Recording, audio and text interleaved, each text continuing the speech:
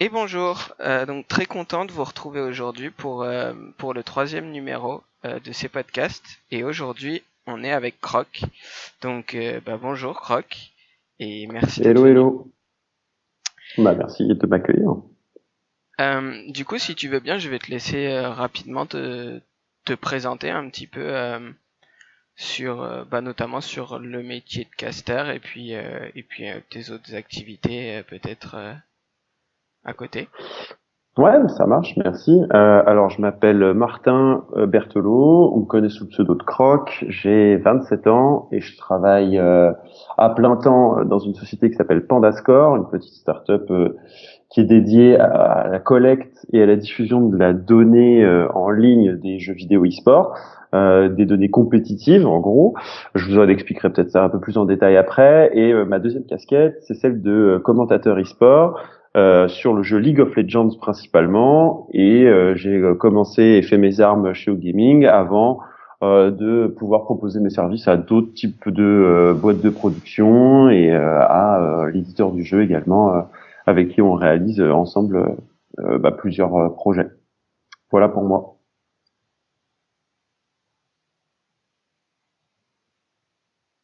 Théo, Théo, Théo a disparu. Théo. Allô? Ouais. Ouais. Ah, donc j'ai bien des problèmes en tout genre, c'est super. Euh, donc du coup je disais on va essayer d'aborder un petit peu plus le métier de caster. Euh, Mhm. d'abord pour toi comment est-ce que t'en es venu à devenir caster League of Legends pour l'Open Tour récemment et puis de temps en temps pour Gaming? Ouais, alors c'est un projet qui remonte déjà il y a assez longtemps. Depuis que j'ai découvert le jeu, j'ai toujours eu l'envie de le partager aux autres et de partager un petit peu surtout la ferveur un peu populaire autour du jeu, et démocratiser les stratégies et puis surtout participer à un événement ensemble. Depuis tout petit, je suis fan non pas de sport, mais de l'enthousiasme qu'il y a autour du sport. J'étais toujours team troisième mi-temps après les matchs de foot, plus que pour voir le match de foot. Et du coup, ça m'a semblé naturel de me dire, hey, et si je pouvais commenter un match de jeu vidéo comme on commenterait du sport. Alors évidemment, il y avait déjà des gens sur place qui avaient déjà commencé à faire ce métier, pour Chips et Doigts, entre autres, et d'autres. Je regardais aussi les Twix et Lège et consorts. Et je me suis dit, bah pourquoi pas moi. J'ai commencé par une petite LAN il y a déjà 4 5 ans. Ça m'a bien plu et au culot, je suis allé frapper à la porte de Gaming au moment où ils cherchaient des commentateurs. Ils m'ont offert une super chance de pouvoir être plongé dans le grand bain tout de suite, avec beaucoup de d'amitié et enfin ça se fait à l'envie, à la passion, et c'est très agréable de pouvoir travailler dans ce cadre-là. Et par la suite, j'ai évolué en faisant presque 2 ans chez OGaming sur des sujets aussi divers que la Chine, les Worlds, les NA, l'Europe, la France aussi avec les Underdogs qui étaient en place pendant les dernières années. Et puis, plus récemment avec le l'Open Tour que j'essaie de suivre parce que il correspond pile poil à mon mode de vie, à mes motivations euh, et à la poursuite de ce que je suivais avec les Underdogs, à savoir faire progresser les talents de demain et de les amener sur des marches dont on les aurait jamais aperçus auparavant. Je pense à Targamas, je pense même à Hmec en joueur français et à d'autres, à Niski que j'avais accompagné quand j'étais encore coach chez Infamous. Enfin, c'est incroyable de voir l'évolution pour ces joueurs et je suis super heureux de pouvoir être un spectateur averti, on va dire. Ok. Donc, si je comprends bien, euh, t'as quand même une espèce de petite préférence, une sensibilité à la scène française, Ouais, tout à du fait. fait peut-être aussi de la proximité, du fait qu'on peut les croiser dans les LAN et autres, et non pas comme quand tu commentais la LPL ou les LCS où c'est un, un commentary de clean feed en fait, tout simplement. Ouais, tout à fait. La proximité, elle me plaisait beaucoup. Le fait d'avoir été au plus proche de la scène française dans mes anciennes activités, comme en tant que coach, m'avait vraiment fait approcher aussi le management de chaque équipe, les discussions avec les team owners à leur niveau, hein, beaucoup associatif à l'époque et maintenant de plus en plus entrepreneurial, et de pouvoir créer du contenu supplémentaire assez facilement sans avoir les riot rules au complet. C'est très agréable et ça reste très agréable même dans la formule l'Open Tour. Et du coup, c'est top aussi de pouvoir jouer sur le fait que, ok, on voit les meilleurs des meilleurs en LCS, mais il existe, je dirais, des joueurs à qui manque encore un peu d'expérience pour performer et de les retrouver dans un tournoi français qui est quand même mis en avant, brandé, tournoi français, etc. Je trouve que c'est top plutôt que dans l'ancien, on va dire dans les anciens temps où ça se faisait beaucoup par copinage ou par une go for lol gagnée en Allemagne ou ce genre de choses, quoi. Donc je trouve que ça structure et je suis content de pouvoir commenter ce genre de match. Et comme je le disais, ça correspond aussi à mon calendrier. Aujourd'hui, j'ai une activité à plein temps qui m'empêcherait d'aller commenter la LCK toute la journée, et les NA la nuit du samedi et du dimanche, là où c'est pour moi mes moments de repos, ou les EU qui sont de toute façon déjà très prisés, et qui du coup, on va dire, ont un intérêt certain pour moi, mais moindre, on va dire, en tant que commentateur, parce que j'aime bien aller me placer là où il y a de la place aussi, quoi. Oui, Donc voilà. certainement. Du coup, alors on est pour resituer là, on est entre la DreamHack Tour et très prochainement là dans quelques jours le SL Montpellier. Ouais. Si je me trompe pas, tu étais à la DreamHack Tour? J'étais en cast de la En DreamHack cast, Tour, voilà. mais depuis Lyon. C'était un setup un peu particulier du fait que la DreamHack avait pas les infrastructures nécessaires, on va dire, pour pouvoir vraiment tout gérer depuis Tours. Ok. Du coup, on l'a commenté depuis Lyon 2 jours et les finales ont été gérées par d'autres collègues à moi. Ok. Mais Bon j'ai alors, bien suivi, ouais, on va évidemment. on va pouvoir comparer cet exemple justement où tu étais à Lyon et où on est plus sur un modèle que là où tu as, on va dire, un petit peu commencé comme chez Gaming où tu commentais donc d'un Mhm. studio et, et de le commentary par exemple de la Lyon eSport ou peut-être de la GA, je me souviens plus très bien, où tu étais devant la scène et en fait devant à la fois les joueurs et le public. Ouais. Euh, est-ce qu'il y a une différence de travail pour toi entre l'un et l'autre?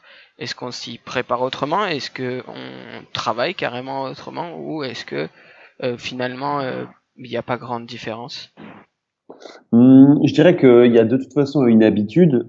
Je dirais également que oui, ça se prépare un peu différemment. Quand on est en studio, il y a d'abord de la complicité avec ses collègues et la plupart du temps, c'est nos réflexions croisées durant les discussions, etc., qui nous amènent à discuter du match, etc., pendant la game.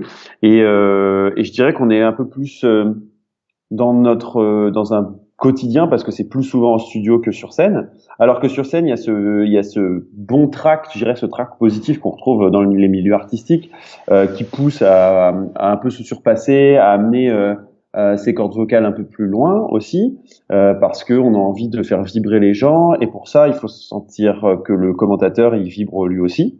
Et on est forcément beaucoup plus hypé par une finale d'une LAN que par les 32e du loser bracket, dans lequel il faut aussi mettre moins d'intensité. Si tu commentes les deux pareils, ce qui arrive parfois chez certains commentateurs, bah du coup tu te retrouves un peu dénué de puissance parce que tu as mis beaucoup déjà de puissance dans les 32e, quoi. C'est difficile de sentir que ça se surpasse, que le match est beau, qu'il y a de l'enjeu, etc. Ok. Après, en termes de préparation, c'est plus selon le nombre de matchs sur scène, faire attention à justement à s'économiser au départ parce que c'est très gourmand en énergie et quand on peut voir, vous pouvez retrouver le dernier match entre LDLC et Genside de la Lyon eSport et on a un Shones par exemple qui a beaucoup de mal dans sa voix parce que il l'a poussé au bout un peu plus tôt, quoi. Donc Chipsenois le dit très très régulièrement de faire attention. Ils le disaient dans leur spécial il y a pas très longtemps, qu'ils faisaient très attention même pendant les répètes sur la LAN ou sur le MSI pour pouvoir économiser leur voix au maximum parce que il y a même avec de la médication, il y a un point où on devient on Ouais. devient muet, Ouais, tout simplement. ouais, clairement. Du coup, là, on touche un point qui est certainement pas très, pas perçu par la plupart des gens, mais où il y a une véritable performance de scène Ouais, qui est faite sur la voix, sur l'énergie, et puis une performance un peu marathon, parce que vous enchaînez les matchs pendant plusieurs jours. Les joueurs le font, mais exactement. vous aussi. Euh, Comment est-ce que tu te prépares à ça? Comment est-ce qu'on prépare une LAN Hmm. physiquement, techniquement, mentalement? Il y a un peu tous les points qui peuvent être intéressants. Ouais, alors moi ma préparation, elle est d'abord documentaire, c'est-à-dire que je me remémore les résultats de chacun, le nom des joueurs, les dernières performances individuelles ou collectives. Je vais faire mes informations, je vais aller chercher de l'information pour voir ce que ont publié chacun. Je vais aller essayer d'aller récupérer les informations des années passées, les titres glanés par les joueurs ou les équipes sur la LAN qu'on va commenter. Donc ça, c'est la partie documentaire qui est assez longue, un peu fastidieuse, mais qui permet le jour J d'être un peu plus baqué, d'avoir un peu des informations qu'on peut ressortir au moment où il faudra meubler, au moment où on aura besoin justement de sortir une stat décisive. Je pense entre autres à ce qu'on fait régulièrement, c'est souvent de dire qui était l'ancien gagnant de la Gamer Assembly et qui sera le prochain, ou est-ce ils seront capables de back-to-back reprendre le même trophée. C'est ce genre de choses qui sont souvent bonnes et qui permettent de créer du storytelling. Donc ça, c'est un premier point. Après, sur la partie physique ou du marathon, c'est surtout, je trouve, de bien dormir et de faire attention à ne pas faire tourner, enfin, à ne pas étendre sa soirée jusqu'au petit matin. C'est parfois difficile parce qu'on a des jolies propositions pour faire la fête avec les perdants, mais il y a des gagnants qui rejouent le lendemain et qui ont beaucoup à gagner. Et nous, ça fait partie de notre travail aussi d'être frais et dispo. Enfin, moi, en tout cas, je le considère comme ça. Ok. Et enfin, après, dans la préparation, moi, je pense que j'ai un peu de chance parce que j'ai pas mal fait de musique tout seul ou avec des groupes. Du coup, c'est un peu pour moi la même préparation artistique, c'est-à-dire réfléchir rapidement à comment on va jouer la partition, des choses qu'on retrouve dans le coaching mental, dont on a pu déjà parler ensemble, mais ça va être réfléchir aux différents moments de la partie, à ce qu'il va falloir dire, à comment on ferme le stream ou comment on finit une journée, comment on ouvre une journée, mais c'est la même chose que une intro au piano, que la transition entre deux chansons dans un groupe de musique, etc., dans un concert, quoi. Donc, je dirais que pour moi, je le vois un peu de la même façon. Donc, du coup, je dis pas, c'est un exercice différent. Je le prends comme le même exercice que je pratique déjà depuis longtemps. Ok, ok. Donc tu fais appel à des expériences passées dans plein de domaines Ouais, différents, notamment comme la musicale musique. et C'est ça. événementielle. Ok. Euh, Est-ce que tu pourrais nous dire un petit peu, t'as mentionné par exemple le fait d'essayer d'économiser un peu sa voix, et Mhm. est-ce que tu pourrais aborder pour toi, on va dire, quelques erreurs qui qu'il faut éviter quand on est caster, des choses qui vont un peu nuire à la performance du cast, et au contraire, si tu avais une ou deux idées qui que tu fais à chaque fois qui te paraissent importantes, des points que tu dois réaliser pour toi réaliser un bon cast. Oui, alors les erreurs communes, c'est l'utilisation. C'est pas forcément des erreurs, c'est des styles, mais je pense que ça fait partie pour certains d'erreurs. C'est l'utilisation de gros mots, c'est de ne pas faire rentrer le spectateur à l'intérieur du match. Les erreurs, ça va être de ne pas avoir préparé, on va dire, la fin de sa phrase ou de s'accaparer la plupart ou la majorité du temps, alors qu'on est pour la plupart du temps deux, voire trois à commenter. Donc, je pense de pas savoir passer la parole, etc. C'est des erreurs. En tout cas, c'est des choses sur lesquelles il faut pouvoir progresser. Euh, il y a pas mal d'autres erreurs classiques, mais qui peuvent être différenciées entre les LAN et l'environnement studio. En environnement de scène, on va avoir envie de jouer avec le public, mais attention au retour de foule. Nono l'a très bien expérimenté durant le MSI et on a des pléthores d'autres exemples de foules qui sont parfois pas toujours à l'écoute et c'est normal. Donc du coup, faut faire attention à ça. Et en studio, on va pas dire ce genre de phrase du style vous pouvez les applaudir, ce sont vos champions, parce que il y a pas du tout d'ambiance. Donc faut pouvoir adapter ce genre de choses et parfois c'est pas toujours très très bien préparé. Et l'autre chose, c'est un peu, enfin la plupart du temps, en tout cas moi j'ai un rôle souvent aussi play-by-play et du coup de host parfois, et ce host play-by-play oblige à avoir tout en tête, à savoir qu'il y aura une transition avec une vidéo, à savoir qu'il faudra lancer un hashtag, à savoir qu'il faudra aborder ce sujet, le patch, etc. Donc c'est d'avoir aussi tout en tête, être un peu organisé dans sa tête, et ça peut amener des erreurs quand on l'est pas trop, ou qu'on a lancé le mauvais asset, ou on a demandé le mauvais call. Voilà. Après, tu parlais aussi de choses bien. Non, c'était quoi la deuxième partie? Là, on était peut-être un peu sur les erreurs à éviter. Ouais. Et qu'est-ce qui, si tu avais deux, trois conseils peut-être à donner qui sont pour toi ultra importants pour réussir un cast? Pour moi, le plus dur, c'est de bien écouter son autre commentateur alors même qu'on réfléchit à sa propre phrase. Pour moi, ça c'est une des choses les plus dures parce que on est souvent tenté d'attraper pendant que l'autre parle une nouvelle thématique et du coup on a envie de la mettre sur la table, on laisse pas finir son autre commentateur alors qu'on aurait pu enchaîner sur le sujet, on pouvait même broder encore un peu parce qu'il y avait des choses à dire et pourtant on a décidé de trigger sur un autre point, d'aller chercher une autre thématique et parfois c'est un peu dommage parce que c'est chacun qui balance une thématique et personne ne réagit l'un sur l'autre et du coup ça fait on va dire que c'est deux histoires qui se racontent entremêlés entre les moments où on se laisse la parole. Et c'est un peu dommage parce que pour moi, on doit créer une seule et même histoire. Et pour ça, il faut bien s'écouter. Du coup, premier conseil, bien écouter son autre commentateur. Et la deuxième, c'est savoir être à sa place, je dirais. C'est-à-dire, on a tendance à vouloir, en France en tout cas, à vouloir tout faire.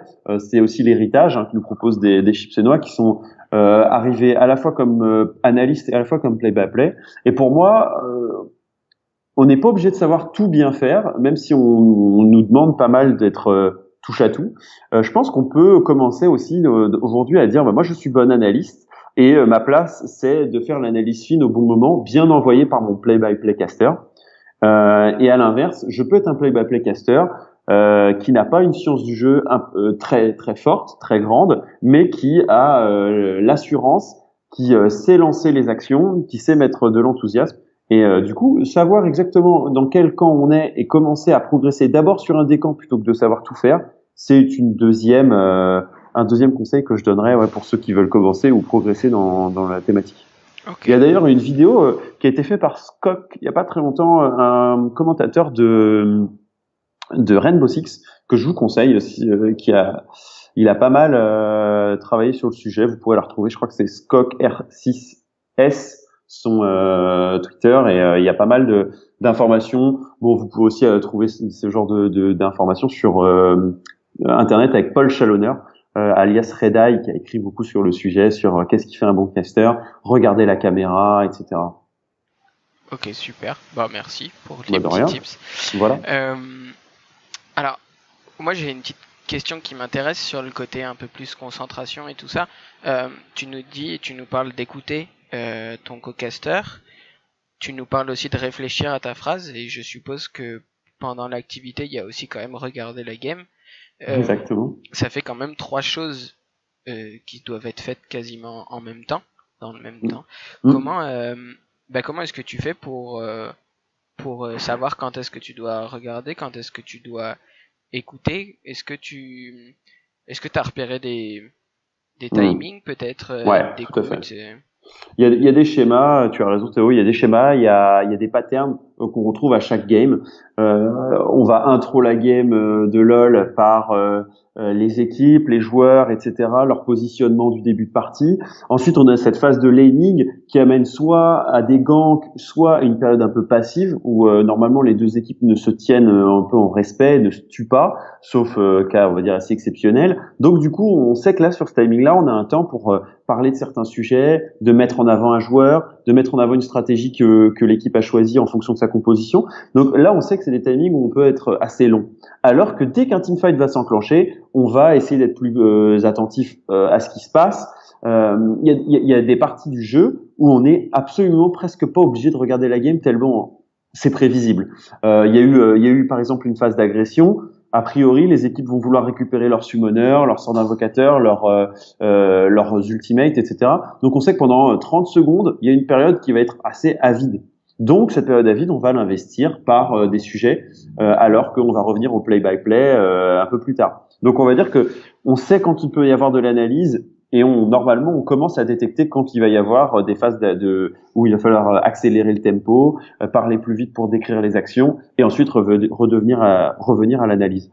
Mais je dirais que dans tous les sports il y a ce genre de schéma. On le voit dans le football avec les temps forts, les temps faibles, avec les arrêts de jeu, avec le money time quand on est en basket, qui est toujours plus intense. Donc, il faut pouvoir, quand on est casteur, bien les reconnaître pour savoir à quel moment être attentif sur quoi et à quel moment on peut sortir un sujet, par exemple, qu'on avait préparé en amont.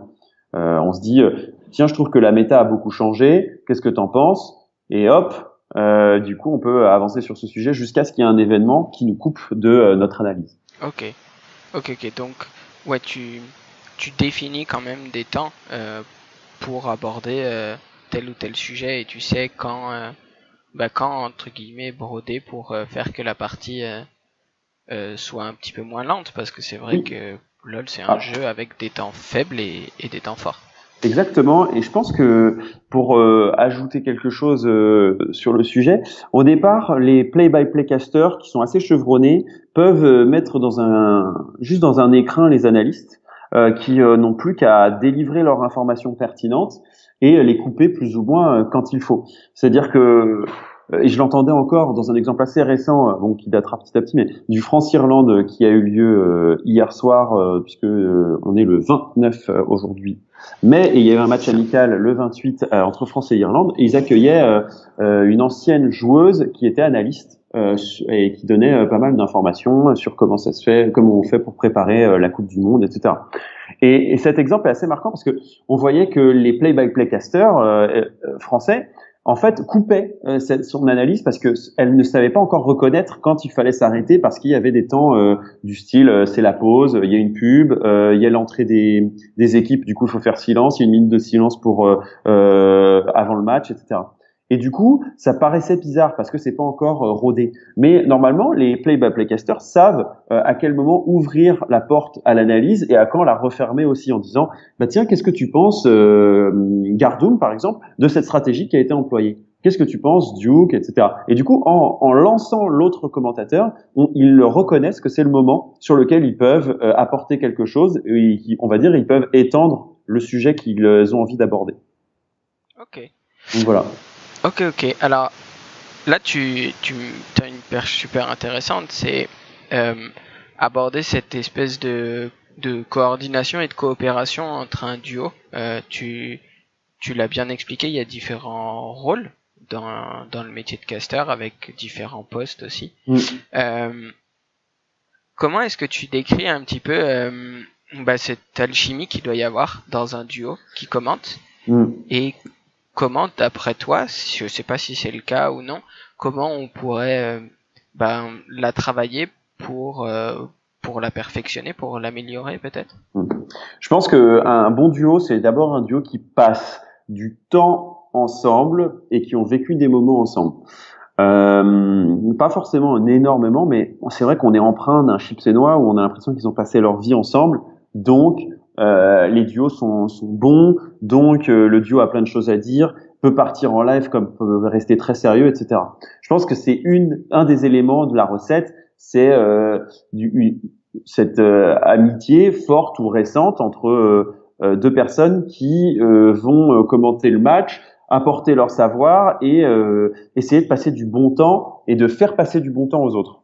Et doivent être sur des ondes positives, on va dire. C'est un petit peu méta, mais s'ils ont pas l'envie de commenter ou si ça se ressent pas ou si c'est pour jouer un rôle, ça a pas trop d'intérêt et ça va se ressentir à un moment donné. Peut-être pas au début, mais plus tard dans la game, quand ça va s'apaiser, qu'on n'aura plus grand-chose à dire, ou quand ça va s'accélérer et que la personne n'aura pas assez d'enthousiasme pour faire grandir le moment de la game et rendre le match épique.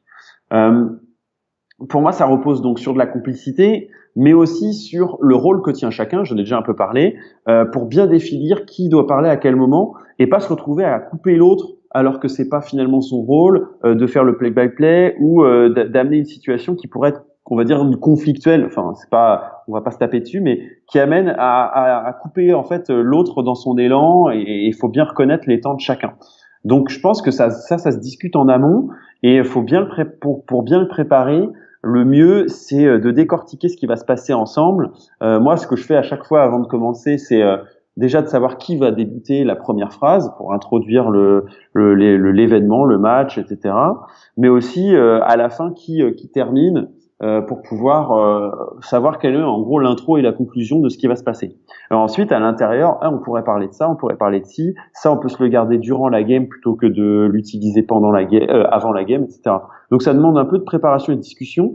Mais après, je dirais que le manque de temps de préparation, parce que on a chacun des activités propres, en tout cas en France, par rapport aux casteurs anglais de Riot Games ou je dirais même les commentateurs sportifs qui ont pas mal de temps en amont pour préparer les matchs. Eux, c'est beaucoup plus rodé, c'est presque parfois beaucoup plus écrit parce que ils ont beaucoup plus de temps de prépa et c'est moins de l'amitié mais plus du professionnalisme, je dirais, qui parle là où nous sur le jeu vidéo on a souvent un peu moins de temps pour préparer tout ça. Ok, très bien. Alors on va aborder un petit point. Donc tu me disais en off que t'es plus affilié au gaming comme tu l'étais à tes débuts oui. Il y a maintenant 2 ans, 3 ans. Oui, c'est ça. Enfin, mon statut, c'est un statut d'auto-entrepreneur, et du coup, je propose mes services à différentes boîtes de production. Pour être assez franc, je travaille quand même beaucoup encore avec OGaming aujourd'hui, mais j'ai pu travailler avec ZQSD ou Riot Games sur d'autres sujets. Est-ce que je travaille avec encore d'autres boîtes Si, j'ai dû en faire 2-3 autres. J'ai plus tout en tête, mais du coup, c'est plus que ça me permettait d'être un peu plus libre et disponible. Après. Il y a des agences aussi. J'avais travaillé avec Marty, c'est un petit peu moins le cas aujourd'hui, qui peuvent accompagner les commentateurs. Aujourd'hui, moi, je dirais, je donne mon temps là où je peux et ce qui me permet de faire mes différentes activités. Je suis assez multitâche. T'as un petit peu eu cette expérience avec OGaming et il y a quelque chose qui est qui est assez flagrant et qu'on repère, c'est le fait que on est 2 anciens commentateurs qui soient maintenant devenus coach LCS pour Zaboutine et assistant coach ou coach stratégique, ouais. Voilà, pour Duke qui a été aussi le head coach du PSG. Ouais. Est-ce que tu pourrais expliquer ce qui fait ça? Est-ce que c'est la spécificité française peut-être au gaming du fait d'être à la fois analyste play-by-play et autres et de regarder énormément de games, ou est-ce que c'est le métier de caster en général qui peut apporter ça, ou est-ce que c'est juste 2 anomalies et C'est une question qui est difficile à répondre. Moi, de mon point de vue, je dirais que c'est d'abord des histoires individuelles plus que les commentateurs sont les coachs de demain. Je pense que quand on est très proche d'un écosystème, il y a des fois où il y a des passerelles qui se créent, alors même que ce serait pas forcément viable au départ. Il n'y a pas forcément d'exemple de commentateurs de sport qui sont devenus des coachs ou du head staff dans des équipes sportives, mais je pense que c'est plus appréhender le coaching amène à appréhender des situations et aussi à faire en sorte que ces joueurs soient dans les meilleures conditions. Et c'est des choses qui sont des qualités que tu peux avoir non pas en tant que coach, mais plutôt en tant qu'être humain. Et certains ont ces qualités, d'autres pas. Duke et Zaboutine sont deux éléments assez intéressants parce que Zab a toujours, je dirais, l'envie d'aller chercher des nouveautés, des nouvelles choses à faire, et il fonctionne quand même énormément à la passion. Et c'est ça accordé au fait que commenter des matchs, c'est effectivement quand même connaître bien le jeu. Ça permet d'avoir l'assurance qu'on peut s'en occuper aussi un peu moins. Et je pense que connaître bien le jeu, et c'est le cas pour Zab et Duke aujourd'hui, ça leur permet du coup d'être aussi sur d'autres thématiques que comprendre mieux le jeu pour être au niveau de leurs joueurs. Leurs joueurs sont toujours 1000 fois plus forts qu'eux, je pense, parce que c'est leur job. Et le job du coach n'est pas aujourd'hui de dire t'as fait une erreur mécanique sur tel endroit. Ils vont l'analyser ensemble, mais c'est plus pour moi à l'analyse qu'au coaching. Le coach, c'est comment on fait pour tenir le marathon, comment on fait pour préparer la meilleure saison, comment on fait pour avoir la meilleure équipe possible. Et pour moi, c'est des qualités qui sont autres que le coaching. Donc, pour faire une réponse un peu plus concise que ce que je viens de décrire là, je pense que Zab et Duke ont individuellement chacun des qualités propres assez fortes pour pouvoir coacher une équipe avec de la détermination, beaucoup de motivation, l'envie de briller et de péter les scores à travers leur propre grille de coaching. Et j'espère que ça paiera pour tous les deux le plus haut possible. Et le fait qu'ils aient coaché en amont leur a permis d'avoir le savoir de beaucoup de games et l'historique aussi, de savoir comment les parties se sont jouées, comment SKT s'est imposé sur LoL, comment SKT s'est fait chambouler par d'autres équipes, etc. par exemple. Ok, donc on tire une certaine expérience du métier de caster et c'est pas, donc on n'est pas dans une totale anomalie, il y a quand même quelque chose. Il y a quand même dans les deux cas l'envie de partager. Des émotions, exactement. que ce soit à l'intérieur d'une équipe ou dans le partage aux spectateurs, etc. Alors il y en a une pour moi beaucoup plus égoïste, la première, de faire gagner son équipe, etc. C'est beaucoup plus égoïste, ce qui est pas forcément une tare. Enfin voilà, c'est pas quelque chose de négatif. Mais ce que je veux dire par là, c'est qu'effectivement, on a des intérêts très très forts à gagner, à vouloir gagner. Là où en tant que commentateur, on a normalement, enfin moi en tout cas c'est mon cas, jamais trop de volonté qu'une équipe gagne par rapport à une autre, si ce n'est pour écrire des histoires. Ce qui est pas du tout le cas, du coaching normalement. Le coach est pas là pour écrire des histoires, il fait l'histoire. Si ce n'est la sienne, voilà. Voilà. Alors on va aborder un autre petit point qui est quel est d'après toi un petit peu l'impact du métier de caster sur les performances des joueurs. Vous êtes des commentateurs, vous êtes un petit peu la voix de League of Legends quand maintenant on retrouve même Chimsenois à l'intérieur des parties du jeu pour le son qu'ils ont fait il y a pas très longtemps. Vous êtes vraiment affilié la voix du jeu, vous donnez vos impressions, vous avez donc vous donnez vos propres idées notamment aux viewers et à la population qui vont suivre. Est-ce que tu penses que, comme on peut l'avoir vu des fois dans le sport où on dit que les médias ont ruiné tel ou tel joueur, est-ce que tu penses que le commentateur a un petit rôle à jouer sur les performances des joueurs, ou est-ce que pas tellement, est-ce que les joueurs ne regardent pas spécialement et n'ont pas vraiment de retombées? Ouais, je pense que l'influence est assez forte pour le côté communautaire, pour les joueurs aussi, mais un peu moins. Pour les jeunes joueurs, en fait, je dirais que on va catégoriser. Pour les LCS, les Worlds, tout le tier 1, et je dirais 2 avec des Challenger Series, etc. Les performances des joueurs, bien que piètres, si elles sont commentées par les commentateurs en disant lui est bon, lui est mauvais, lui était nul, etc. Elles auront un impact, oui, mais pas trop sur le joueur. À un certain moment, oui, mais pas, je dirais pas au départ. Si tout va bien, parce que le joueur est protégé, on va dire encadré. Il sait que ses performances n'ont rien à voir avec est-ce que la foule me trouve bien ou pas bien. Ça peut arriver, mais en tout cas, normalement, dans ton coaching staff, tu fais en sorte que ça n'arrive pas. Là où, sur la scène française, par exemple, plus petite, où on se connaît plus, etc., où du coup les viewers sont aussi potentiellement les joueurs du prochain match, il y a beaucoup plus, je dirais, d'influence. Ça se ressent. Il y a des fois, on fait attention à ce qu'on dit vis-à-vis de certains joueurs. Moi, ma politique, et c'est une politique qui est proche de celle de Riot, mais c'est d'encourager les bons moves et de ne pas forcément mettre en avant toutes les erreurs techniques.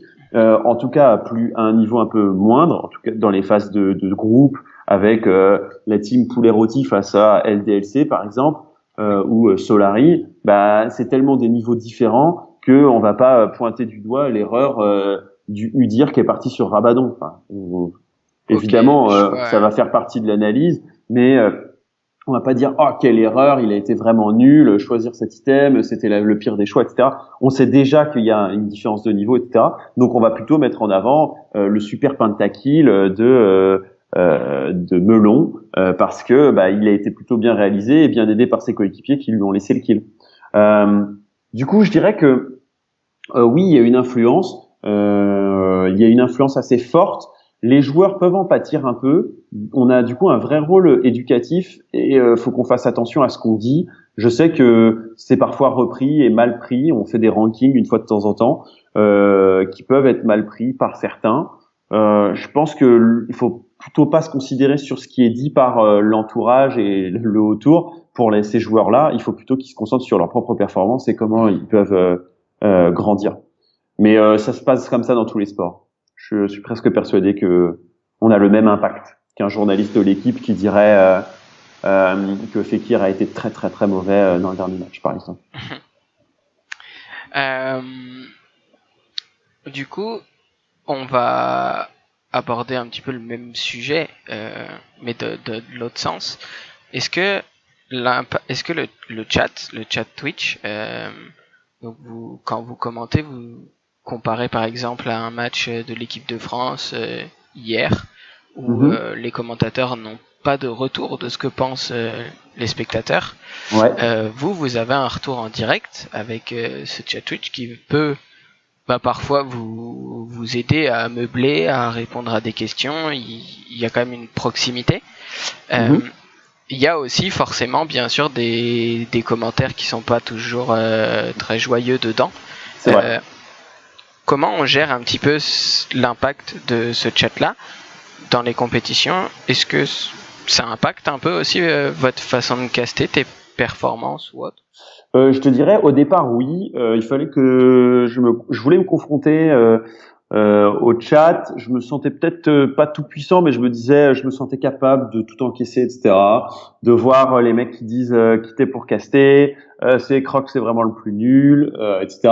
Et au contraire, je voulais avoir aussi des messages positifs, etc. De il a plutôt une bonne voix, c'est cool, j'aime bien un nouveau caster ou pas du tout. Bon bref.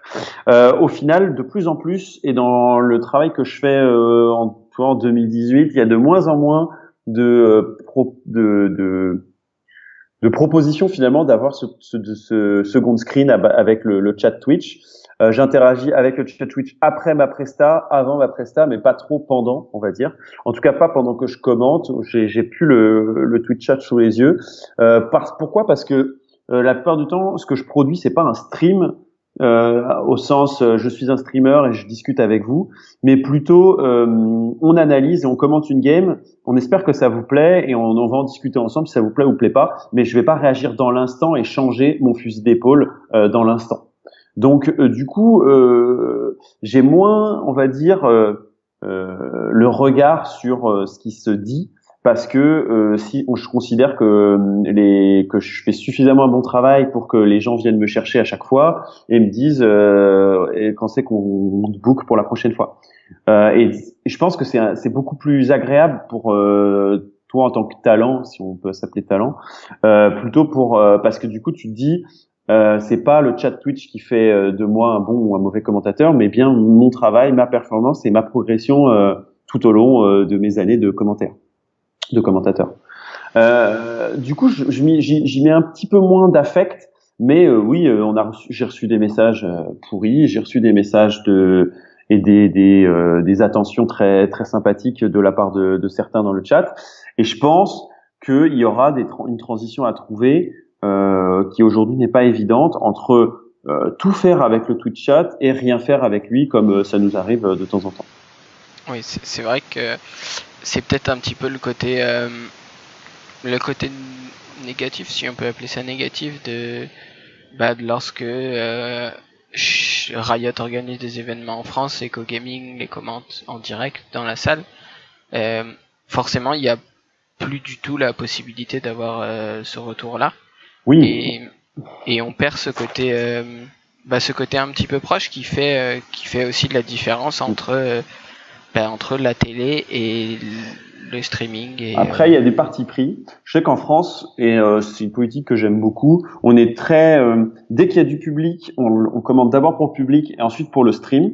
Ça, j'aime bien parce que les gens qui sont là font l'effort d'être là. Ils ont parfois payé pour être là. Ils sont là pour vivre la game sur le moment et pas... en train de faire autre chose, et j'en veux pas à ceux qui font autre chose et qui repassent devant des matchs de League of Legends.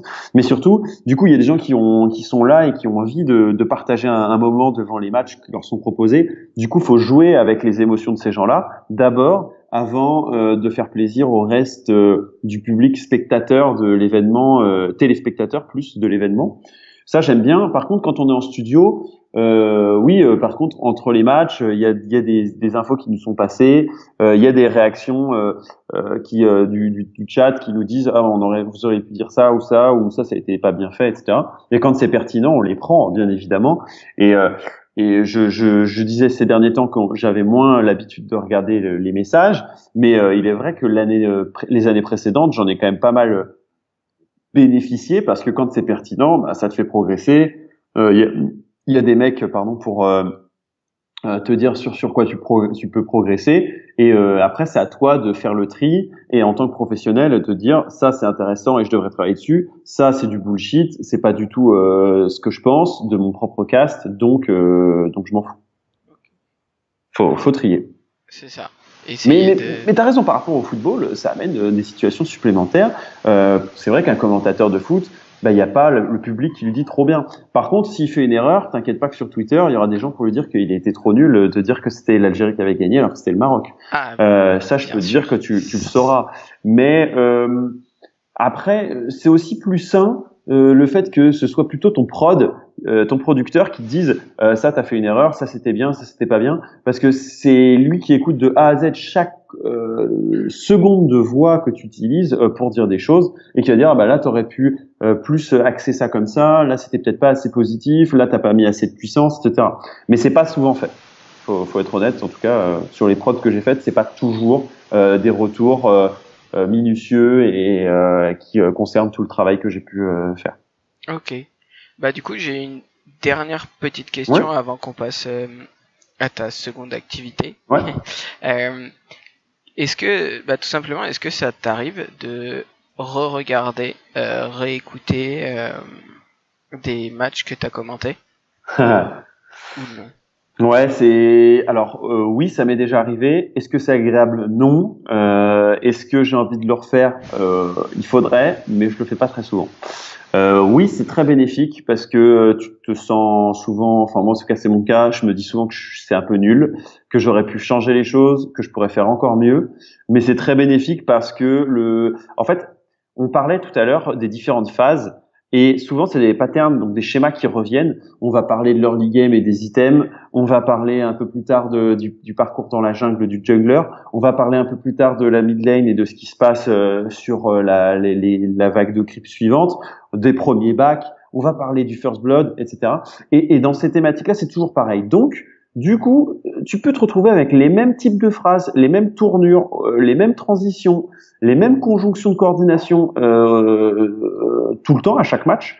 Et quand tu les repères en écoutant deux matchs différents, mais qui se suivent pour toi, que tu as commenté et que tu entends les mêmes intonations, les mêmes utilisations de tournures de phrases, etc., c'est là que tu te rends compte que tu pourrais avoir un langage plus fleuri, tu pourrais changer un petit peu certaines phrases, tu pourrais amener un sujet de façon un peu différente, plutôt que de dire à chaque fois « Et toi, qu'est-ce que tu penses de ce truc-là ? Et toi, qu'est-ce que tu penses de ce truc-là ?» Donc du coup, je pense que c'est très bénéfique, mais que malheureusement, ça fait souvent très mal aussi. C'est ça. C'est toujours très difficile d'analyser son Comme travail. comme en tant que joueur, quand tu veux te progresser et que tu regardes ton match et que tu dis là j'ai été nul, j'aurais dû flash, là j'ai été nul, j'aurais pas dû faire ça comme ça, ou j'ai go in alors que j'aurais pas dû, etc. Exactement. C'est pareil. Avec une petite différence qui est qu'on entend sa propre voix et oui, c'est vrai. Entendre sa propre voix, se voir, c'est quand même quelque chose qui est en général rarement agréable. Oui. Après, on s'y habitue aussi. C'est vrai que les premières fois, je me disais, dis donc, quelle sale gueule, ou j'aurais pu faire ça comme ça. J'aurais peut-être pas dû mettre ça. Bon, bref. Mais maintenant, c'est vrai que c'est plus acté parce que t'as plus l'habitude et t'es plus à l'aise aussi face à la caméra. Très bien. Bah écoute, on va aborder le dernier point qui est Pandascore, tout simplement. T'as ton activité à plein temps, quand même.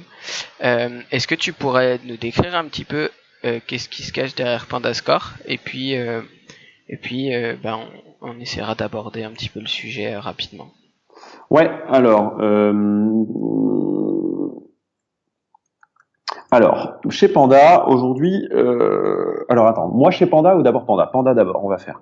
Alors, Pandascore, c'est une société qui a déjà 2 ans et demi, qui a été créée par Flavien et Jonathan. Ils ont tous les deux eu une idée assez révolutionnaire, c'est celle d'utiliser de l'intelligence artificielle pour collecter en live les matchs de compétition de jeux vidéo. Et ça commençait par LoL et FIFA. Alors, qu'est-ce que ça veut dire? Ça veut dire qu'aujourd'hui, on peut collecter à la fin du match ses propres données, puisque à la fin de chaque match de League of Legends ou d'Overwatch ou de n'importe quel jeu, vous avez vos statistiques, le nombre de kills, de morts, d'assists, etc. Et en live, vous avez aussi des infos sur votre score, mais votre score propre. Et il n'y a pas trop de choses qui sont capables de récupérer ces stats. Alors, si en plus on parle de compétition, qui se passe dans des endroits donnés, parfois dans des LAN, parfois sur des circuits fermés, etc. Il y en a encore moins d'informations qui sont diffusées. Alors que pourtant, dans le sport traditionnel, on veut savoir à quelle minute on est du match. Donc on va taper sport.fr, on va aller voir France-Irlande déjà à la 36e minute et ils n'ont pas encore mis de but, donc 0-0. On va vouloir savoir quand il y a eu un but. On va vouloir suivre le match en direct. Et les statistiques de la possession de balles, on va vouloir ce genre de choses. Et bien du coup, nous, c'est ce qu'on s'est dit qu'on allait faire, mais au lieu que ce soit fait par des humains, comme c'est fait aujourd'hui dans le sport traditionnel, aujourd'hui, il y a des gens dans les stades pour noter la passe de Drogba à Benzema. Il va y avoir un mec qui va noter la possession, qui va noter le nombre de touches, qui va noter comment il a mis le but, est-ce que c'était avec la tête, le pied, le front, etc. Nous, on veut faire la même chose dans l'e-sport, mais de façon informatique, puisque aujourd'hui, une intelligence artificielle est capable, quand on lui apprend, à reconnaître des statistiques.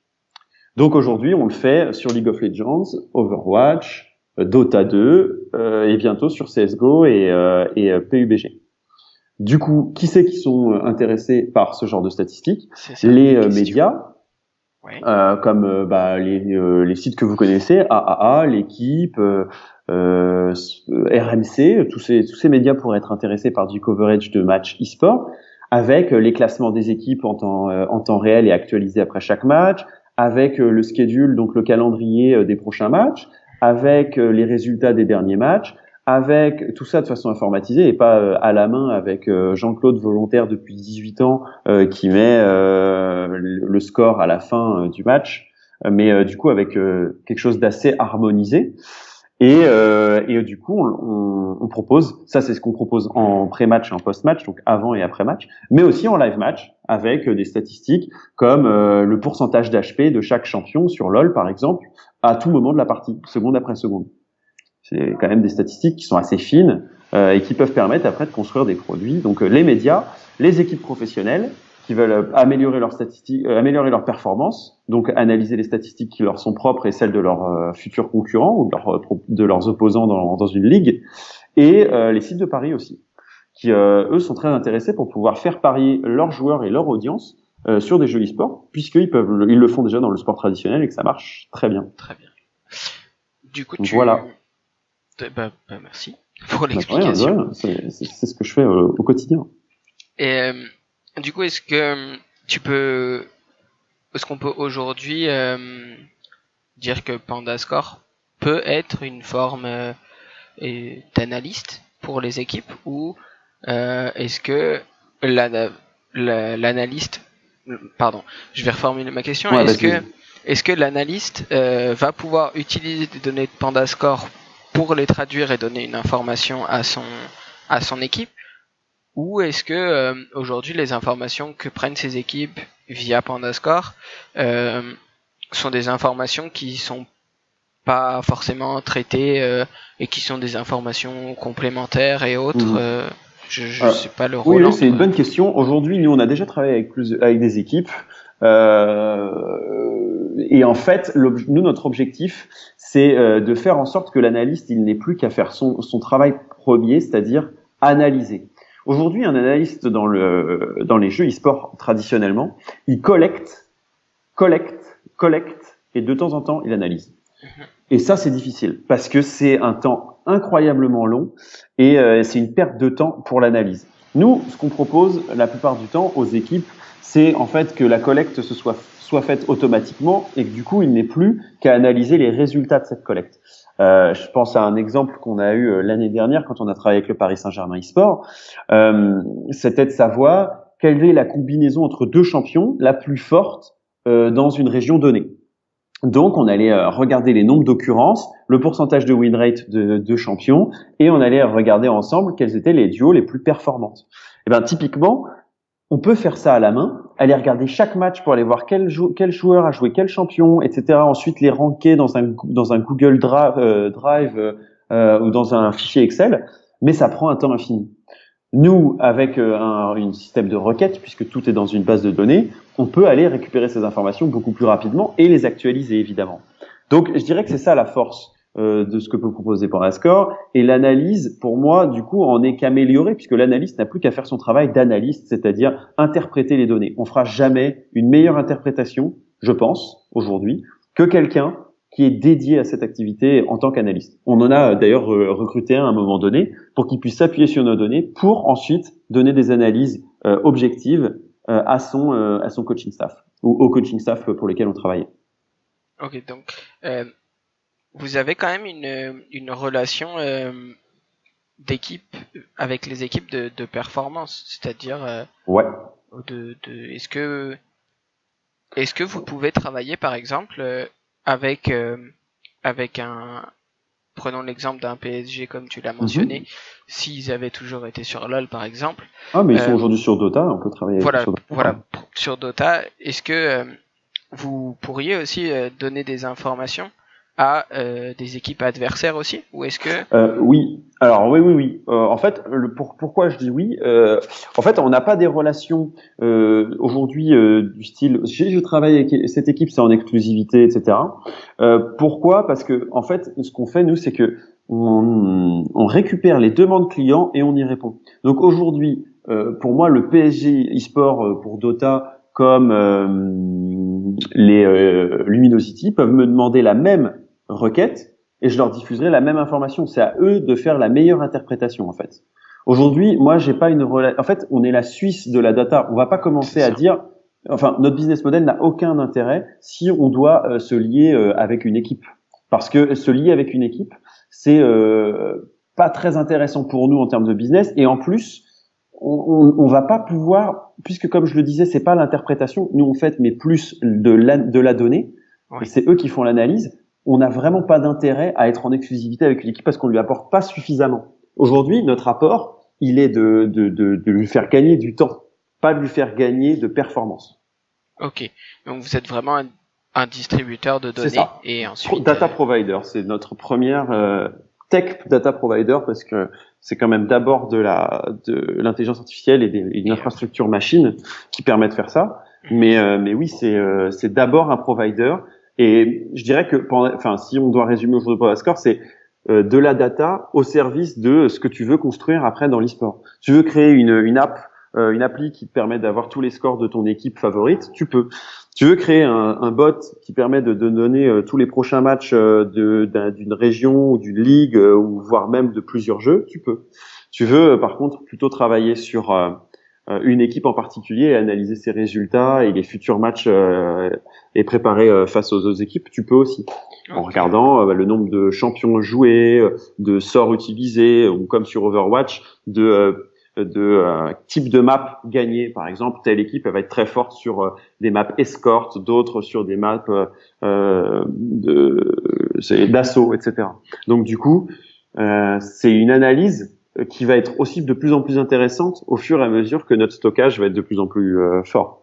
Aujourd'hui, l'Overwatch League, il y a 4 stages, plus les playoffs qui sont pas encore joués. L'année prochaine, on aura du coup une année entière d'Overwatch League qu'on pourra analyser. Très bien. Voilà. Et un dernier mot, toi, ta fonction, tout simplement dans Pandascore. Alors aujourd'hui, je suis Head of eSport chez Pandascore. Ça rassemble plusieurs choses. Ça rassemble à la fois la communication chez nous, en interne et en externe. Du coup, c'est pas mal aussi de liens avec ce qu'on peut appeler aussi bonheur au travail. J'aime pas trop ce terme, mais plus la cohésion dans l'équipe, le team building. Mais d'autre part, je m'occupe aussi de toutes les relations avec le secteur e-sport, avec les organisateurs de tournois, avec les éditeurs de jeux, avec potentiellement les équipes aussi, pour pouvoir voir ensemble ce qu'on peut faire, quels sont les produits qu'on peut leur proposer, et aussi les faire de la mise en relation en fait, pour pouvoir que notre solution puisse permettre à d'autres de construire leur projet, leur business. Ok. Voilà un peu mon métier de tous les jours. Donc c'est à la fois préparer un super événement pour on est déjà 20 pandas dans le sud de la France, pas très loin de Montpellier d'ailleurs, dans 3 semaines, et à la fois d'aller contacter les éditeurs en leur disant hey, on pourrait travailler ensemble. Peut-être. Okay, donc un vaste voilà. programme quand même. Exactement, vaste programme de mes journées et parfois de mes nuits. Et les week-ends, quand il y a du LoL Open Tour, j'essaie d'être sur place. Voilà. Très bien. Mon calendrier, Théo. Je pense qu'on est arrivé au bout. On a fait le tour un petit peu avec ce podcast. Écoute, je te remercie beaucoup. C'était super intéressant. Et puis je vais te laisser un mot de la fin. Je sais pas si tu veux dire quelque chose et puis peut-être conseiller sur le métier de caster. Est-ce que oui ou non il faut le faire? Est-ce qu'il faut se lancer ou non? Est-ce que voilà. Ok, merci Théo. Je suis content d'avoir pu aborder ces sujets avec toi. C'est des sujets qui sont ouverts à de la discussion, à des commentaires, à pas mal de suggestions. Donc n'hésitez pas à faire des retours à Théo, à moi sur ce genre de projet et sur comment on vit quand on veut devenir commentateur. Si vous voulez plus d'informations, etc. N'hésitez pas à me MP ou à m'envoyer un tweet sur le @croc-esport. Et sinon, n'hésitez pas. En tout cas, à donner de l'information sur si ça vous plaît, ce genre de format. Moi, j'étais content d'y participer en tout cas. Merci Théo. Très bien, merci à toi. Et puis on va conclure et j'espère vous retrouver rapidement pour un prochain enregistrement.